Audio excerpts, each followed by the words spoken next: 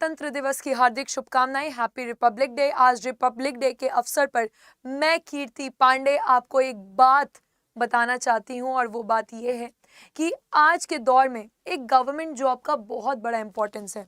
हम डिफेंस में जाना चाहते हैं क्योंकि हमारे अंदर वो जोश है, हमारे वो अंदर वो जज्बा है, लेकिन डिफेंस हमें एक बहुत अच्छा प्लेटफॉर्म देता है अपने पूरे पर्सनालिटी को डेवलप करने के लिए और अपने करियर को बेहतरीन बनाने के लिए।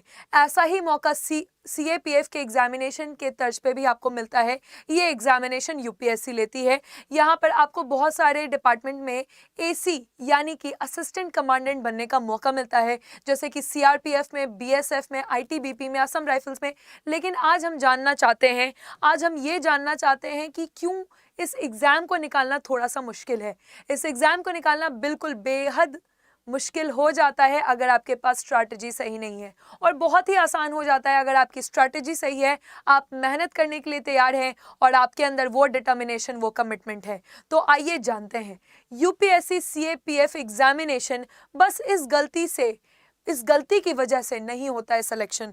कौन सी वो गलती है, एग्जामिनेशन के बारे में जानते हैं। क्या आपने कहीं कुछ एग्जामिनेशन के बारे में जानने में गलती तो नहीं कर दी?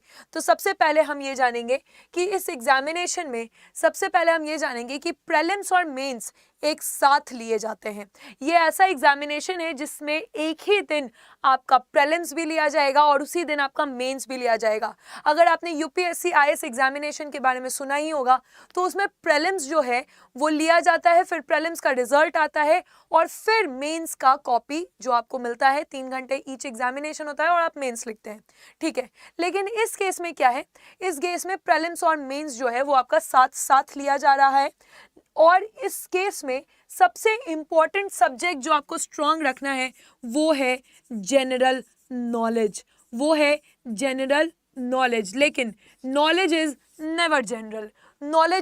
Never general. यहाँ पर ज्योग्राफी, जिससे आसपास 15 क्वेश्चन आते हैं, हिस्ट्री के आसपास एंशिएंट, मिडिएवल और मॉडर्न मिलाकर 19 क्वेश्चन आते हैं, राजनीति यानी पॉलिटी से 19 क्वेश्चन आते हैं, इकोनॉमी, अर्थशास्त्र जिसमें एक करंट अफेयर्स का भी बहुत बड़ा योगदान रहता है, यहाँ पर 13 क्वेश्चन आते हैं, साइंस के आपके 30 क्वेश्चन आते हैं, रीजनिंग जिसको आप एप्टीट्यूड कहते हैं, अंग्रेजी भी इसी में आ जाएगा, एप्टी के आपके 15 क्वेश्चन आते हैं लगभग, और करंट अफेयर्स के जो कि अच्छे गुड क्वेश्चंस, बहुत स्टैंडर्ड वाले क्वेश्चंस, आपके 15 क्वेश्चंस आते हैं करंट अफेयर्स से। गलती कहाँ हो जाती है? गलती ये समझने में हो जाती है कि किस लेवल की तैयारी करनी है। क्या हमें IAS लेवल की तैयारी करनी है? नहीं। क्या हमें SSC लेवल का 1 लाइनर याद करना है? नहीं। हमें तैयारी सिर्फ और सिर्फ CAPF लेवल की करनी है। तो CAPF लेवल में कैसा क्वेश्चन आता है? क्या यहाँ पे 1 लाइनर क्वेश्चन तो नहीं आ रहा है, ना ही बहुत ज़्यादा एडवांस क्वेश्चन जो स्टेटमेंट बेस्ड क्वेश्चन आ रहे हैं वैसा भी नहीं आ रहा है, यहाँ पे मिक्स क्वेश्चन आ रहा है।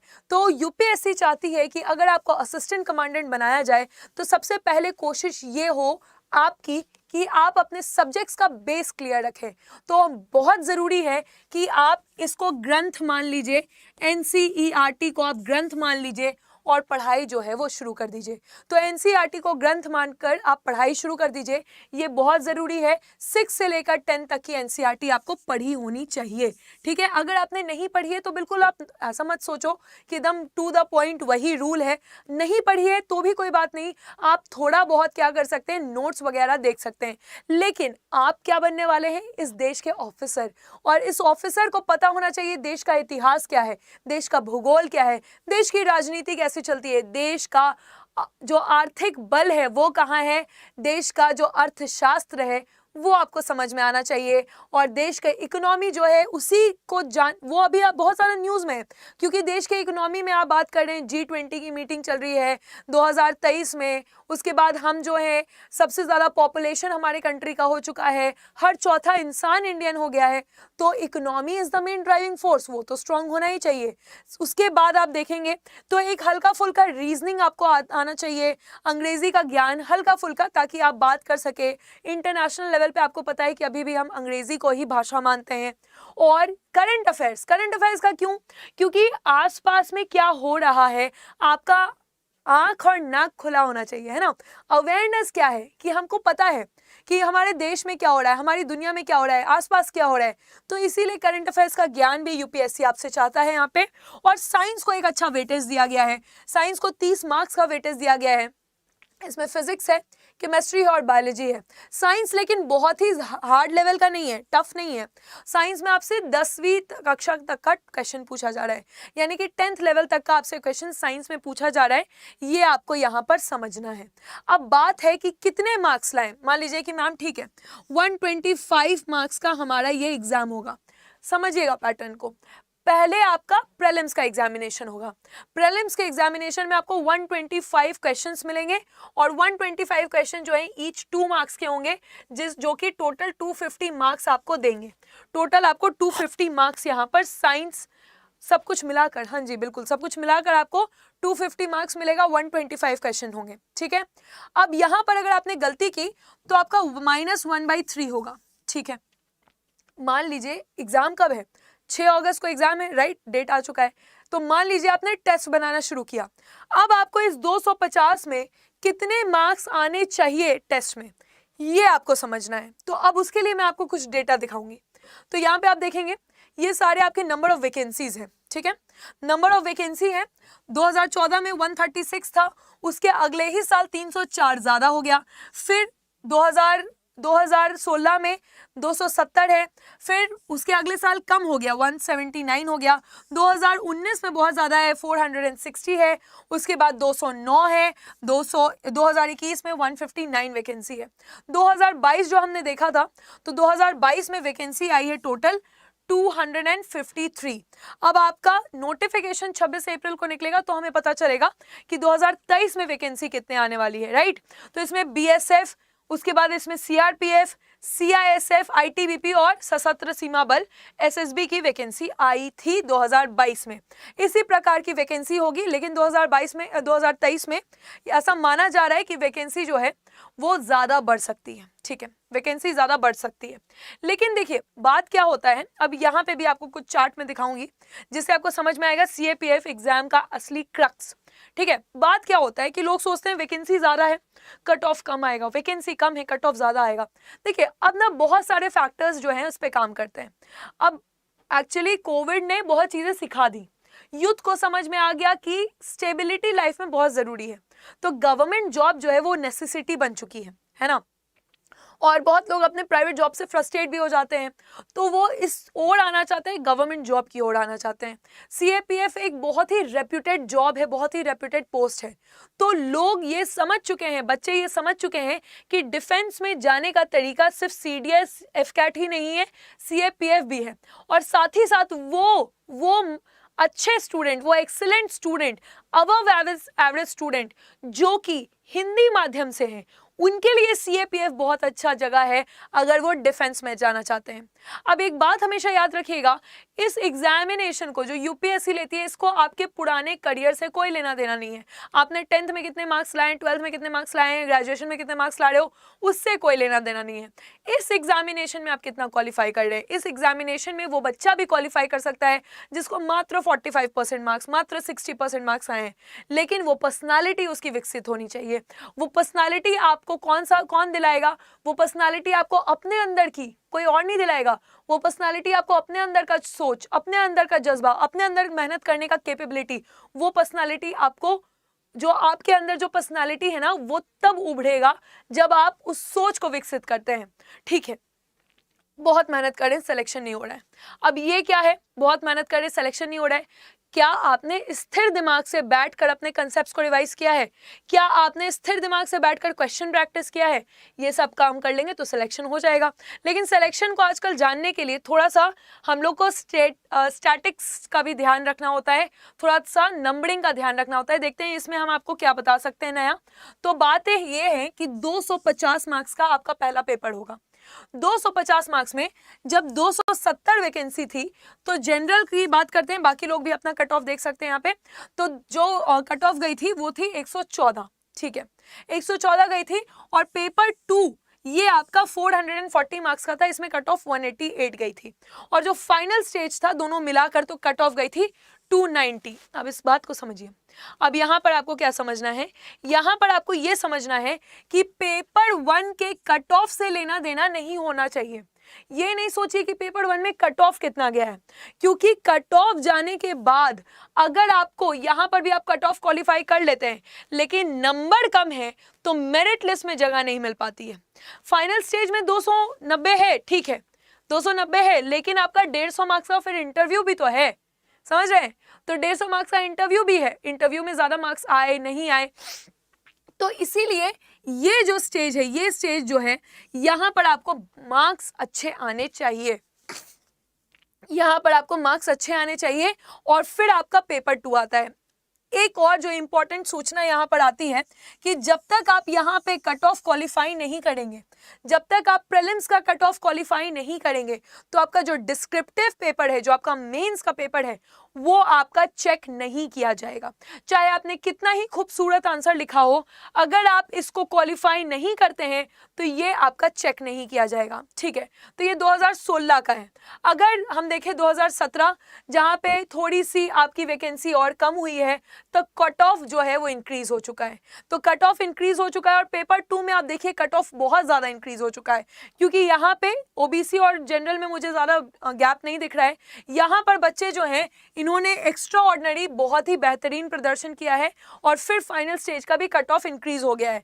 तो समझ में ये आना चाहिए कि हर एक स्टेज में हमें मैक्सिमम अंक लाने हैं। अगर सीएपीएफ आपका सपना है, अगर ये 2023 का एग्जाम आपने बिल्कुल बांध लिया है कि हाँ मुझे कमिटमेंट है, मेरा ये डिजायर है, मेरा ये डिमांड है और मुझे इस एग्जाम में सिलेक्शन पाना ही पाना है, तो बिल्कुल बिल्कुल आप कोशिश करेंगे कि हर एक स्टेज में, चाहे वो पेपर 1 हो चाहे वो पेपर 2 हो, आप मैक्सिमम नंबर लाने की कोशिश यहां पर करेंगे, राइट?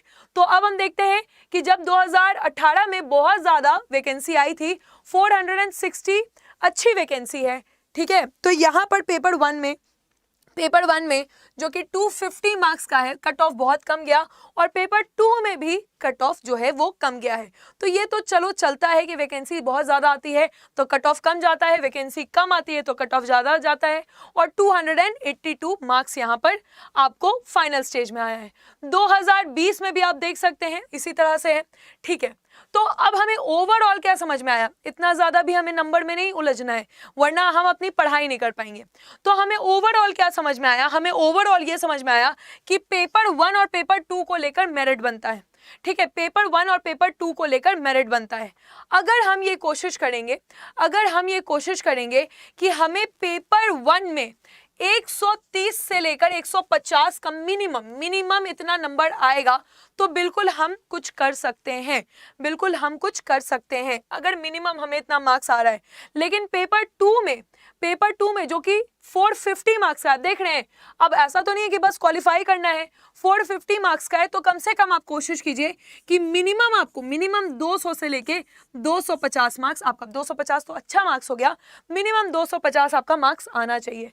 अब पेपर 2 को चेक करने के लिए भी आपको एक अच्छा फैकल्टी चाहिए या अच्छा आपको गाइड चाहिए। ऐसा नहीं है, अगर आपके घर में भी कोई है जो आपको गाइड कर सकते हैं तो आप उनसे पेपर चेक करवा सकते हैं, या आप मुझसे चेक करवा सकते हैं, या हमारी टीम में किसी से चेक करवा सकते हैं, तो ये हम आपके लिए करके दे सकते हैं, क्योंकि डिस्क्रिप्टिव पेपर को चेक करना थोड़ा सा मुश्किल हो जाता है ना? ऑब्जेक्टिव में तो आपको पता ही है कि सही है या तो गलत है, लेकिन डिस्क्रिप्टिव में लिखने का तरीका आपके पर्सनालिटी को वो झलका देगा।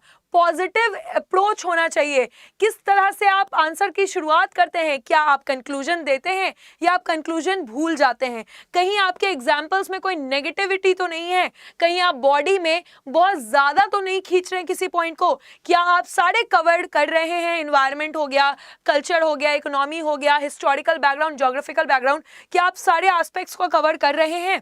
तो ये सारी चीजें यहाँ पर चेक की जाएगी और ओवरऑल आपका यहाँ पर देखा जाएगा, ठीक है? तो ओवरऑल जो है आपका मार्क्स आना चाहिए। अगर हम फिर से देखेंगे पुराने स्टेटस को, तो पुराना स्टेटस हमें कहता है कि भाई 300 नंबर तो आने ही चाहिए, है ना? 300 नंबर तो आपके आने चाहिए। तो चलो हम 325 लेकर चलते हैं कि आपको 325 नंबर तो आने ही चाहिए मिनिमम। तो 120 यहाँ पे ले लिया मैंने, 200 यहाँ पे ले लिया तो 320 325 नंबर तो आने चाहिए, लेकिन अब मुझे मेरिट इन भी तो होना है, तो यहाँ पर इंटरव्यू में मुझे 150 में 80 मार्क्स चाहिए होगा अगर मैं मेरिट इन करना चाहता हूँ। यानी कि 400 का अगर हम सोच के चलेंगे, 400 का अगर हम सोच के चलेंगे 750 मार्क्स के पेपर में, तो ये एक गुड स्कोर है, एक सेफ स्कोर है, ठीक है। लेकिन फिर मैं आपको यही बात कहूँगी कि बहुत ज़्यादा आप किसी से मत पूछिए कि क्या सेफ स्कोर है, कितने मार्क्स लाने हैं, इस पर आप ज़्यादा ध्यान मत दीजिए। सेफ स्कोर वो है जितना आप ला सकते हैं, मैक्सिमम नंबर लाने की कोशिश करें, ठीक है, मैक्सिमम नंबर लाने की कोशिश करें। ये एक स्टेटस मैंने आपको दे दिया जो कि पेपर 1 में आना चाहिए, वरना आपका पेपर 2 करेक्ट ही नहीं होगा, ठीक है। तो कोशिश ये होना चाहिए कि मैक्सिमम आपको मार्क्स आए, क्योंकि बाद में तुम अफसोस करोगे। मान लो पेपर 1 आपने क्वालिफाई कर लिया किसी तरह, पेपर 2 क्वालिफाई कर लिया, पेपर आपने इंटरव्यू भी क्वालिफाई कर लिया, आप मेरिट इन हो गए, कॉन्ग्रेचुलेशंस, लेकिन अब सोच क्या होगा कि यार मुझे तो बीएसएफ चाहिए था, या मुझे सीआरपीएफ चाहिए था, मुझे सीआईएसएफ चाहिए था। थोड़ा सा मेहनत करते, सेकंड भी आइएगा ना तो लगेगा थोड़ा सा मेहनत करते, 1 नंबर 2 नंबर ज़्यादा ले आते तो हमें रैंक 1। अब जीवन में आपने एक जो दृढ़ निश्चय किया है वो एक एग्जामिनेशन के लिए किया है, और ये है यूपीएससी का सीएपीएफ का एग्जामिनेशन। तो इसके लिए आपने थोड़ा सा मेहनत किया होता तो आप पूरे इंडिया में AIR 1 आ जाते। समझ रहे हैं? वो रुतबा, वो पोस्टिंग, वो देश के लिए कुछ कर गुजरने का जज्बा, वो और दुगना हो जाता। आपके माँ बाप के आंखों में, अपने माँ पिता के आंखों में, आप में वो चमक आ जाता, राइट। तो ये चीज़ है, ये जो एनर्जी है, ये कमिटमेंट है, ये डिज़ायर है डिफेंस, राइट। तो इसके लिए आप बहुत मेहनत कीजिए, अच्छे तरीके से मेहनत कीजिए, लेकिन सिस्टम के साथ मेहनत कीजिए। बहुत ज़्यादा भी नहीं पढ़ना है, कम तो बिल्कुल नहीं पढ़ना है, प्रैक्टिस करना है और एक स्ट्रैटेजी बनाकर कोशिश करनी है। हमेशा याद रखेंगे कि जब भी आपने कोई टॉपिक पढ़ा, जैसे मान लीजिए दिल्ली सल्तनत आपने पढ़ लिया, ठीक है, 1206 से शुरू होता है, 1215 में खत्म होता है, तो हमेशा जिस चीज़ को आप पढ़ रहे हैं बहुत लेथार्जिक मत बनाइए, एकदम ऑफिसर की तरह सोचिए कि अच्छा चलो ठीक है, तो इसमें मैंने 5 सल्तनत पढ़ लिए हैं, स्लेव पढ़ लिया, खिलजी पढ़ लिया, तुगलक पढ़ लिया, सैयद पढ़ लिया, लोधी पढ़ लिया। एक ग्राफ बना लीजिए, प्रीवियस ईयर पेपर देख लीजिए कि इससे क्या क्या क्वेश्चन आएंगे, क्या क्या पॉइंटर आएंगे, वो पॉइंटर को आपने नोट कर लिया। इस प्रकार से अगर आप करते हैं और बार बार एक एक नोट्स बनाते रहिए, या फिर आप उसको पेस्ट कर दीजिए, अगर याद नहीं हो रहा है तो जहां आप पढ़ते हैं वहां पे आप उसको पेस्ट कर दीजिए। इस तरह से छोटे छोटे तरीकों से आप इसको एग्जाम को क्वालिफाई कर लेंगे। तो मेरा मानना है कि जब आप हिस्ट्री उठाते हैं तो टॉपिक इंपॉर्टेंट देख लीजिए, उस टॉपिक को पढ़ के अपना नोट्स बनाइए, नोट्स में वो चीज खोजिए जो एग्जाम में पूछे गए हैं। क्या आपका नोट सही तरीके से बन रहा है कि नहीं बन रहा है, वो कैसे पता चलेगा? नोट्स को देखकर आप वो क्वेश्चन के आंसर ढूंढिए जो आपके पीवाईक्यू में पूछे गए हैं, तो आपको लगेगा कि बिल्कुल आपका नोट सही बन रहा है, कॉन्फिडेंस भी आ जाएगा। नहीं तो उस नोट्स को सही कीजिए बार बार। ये आपने कर लिया, मान लो मंडे से लेकर थर्सडे फ्राइडे तक आपने पढ़ा, बार बार अपने आप को सेल्फ एनालाइज कीजिए। सैटरडे संडे को अपने आप का टेस्ट लीजिए कि हाँ ठीक है, मैंने ये चीजें की हैं या नहीं। तो कंसेप्ट, प्रैक्टिस और रिवीजन इस एग्जाम को आपको क्वालिफाई करा देगा। जीएस का पोर्शन ज्यादा है तो जीएस पर ध्यान देना है। आज 26 जनवरी है, आप सभी को गणतंत्र दिवस की हार्दिक शुभकामनाएं हैं। लेकिन आज से एक और निश्चय कर लीजिए, आज तो न्यूज़पेपर नहीं आएगा, कल नहीं आएगा, आज बंद रहता है मिल, लेकिन 28 तारीख से कम आप एक निश्चय कर लीजिए, मैं न्यूज़पेपर ज़रूर पढ़ूंगा। मैम ने कहा था या किसी ने भी कहा था कि न्यूज़पेपर से बहुत सारे क्वेश्चन आते हैं, करंट अफेयर्स और जीके दोनों यहाँ से हो जाता है। तो ये सारी चीज़ें अगर आप कर लेते हैं, बिल्कुल आप इस एग्ज़ाम को क्वालिफाई कर जाएंगे। अगर लगता है कि मैम अगर आप गाइड कर दें, आपकी टीम गाइड कर दे, कोई हो जो हमें बार बार याद दिला दे कि हाँ हमें पढ़ना है, किस तरह पढ़ना है, क्या स्ट्रैटेजी होनी चाहिए, तो आप ऐसा कोई तरीका बताइए। तो बिल्कुल हमारी टीम जो है वो आपका पूरा पेपर 1 पेपर 2 क्वालिफाई कराएगी, साथ ही साथ आपका टेस्ट भी लेगी और बार बार आपको याद दिलाएगी, एनालाइज कराएगी कि आप में क्या कमी छूट रही है असिस्टेंट कमांडेंट बनने के लिए, इतना बड़ा पोस्ट लेने के लिए कौन सी कमी आप में आ रही है। ठीक है, तो इसके लिए हमने एक टीम तैयार कर ली है, हमारा बटालियन जो है वो तैयार है।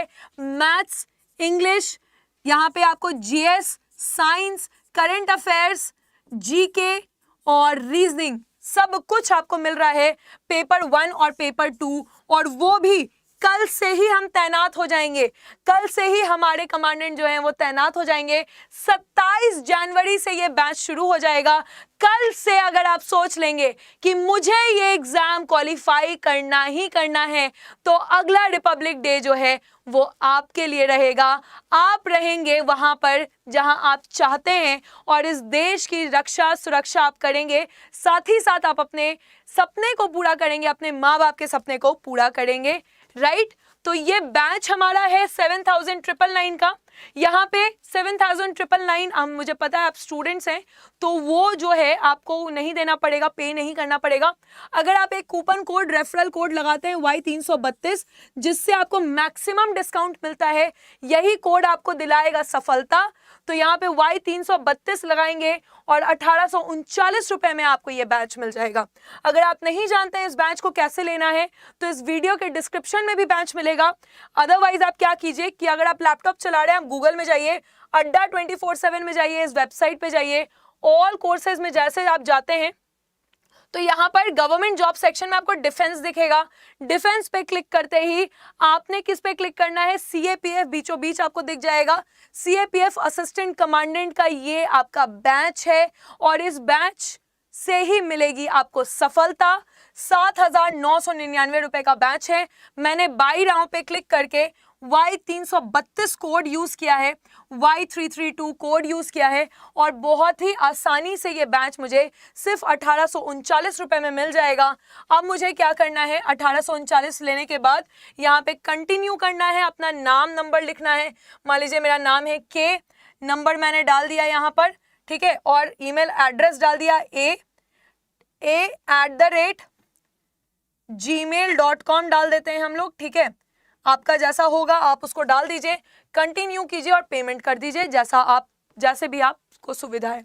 तो इस तरह से आप इस बैच में आ सकते हैं। कल से हमारा क्लास जो है वो शुरू हो जाएगा। सारे subjects, GK, current affairs, general science, general knowledge, aptitude, maths और रीजनिंग, साथ ही साथ अंग्रेजी, सब कुछ मिल जाएगा। साइंस का वेटेज ज्यादा है तो साइंस की क्लास सबसे पहले आपकी स्टार्ट हो जाएगी। बिल्कुल अब देरी करने के लिए टाइम ही नहीं है हमारे पास। आप सभी लोग इस गणतंत्र दिवस ले संकल्प कि हम करने वाले हैं CAPF की तैयारी शुरू। आज कॉपी किताब सब कुछ खरीद लीजिए, अपना सिलेबस देख लीजिए अच्छे से, और अगर आप NCERT के कुछ देखना चाहते हैं टॉपिक्स उसको देख लीजिए और कल हमारे साथ जुड़ जाइए 27 जनवरी 2023 को, ताकि 6 अगस्त 2023 वो दिवस आपका होगा, वो डे आपका होगा और जिस वर्दी के लिए आपने संकल्प लिया है वो वर्दी आपकी होगी। जय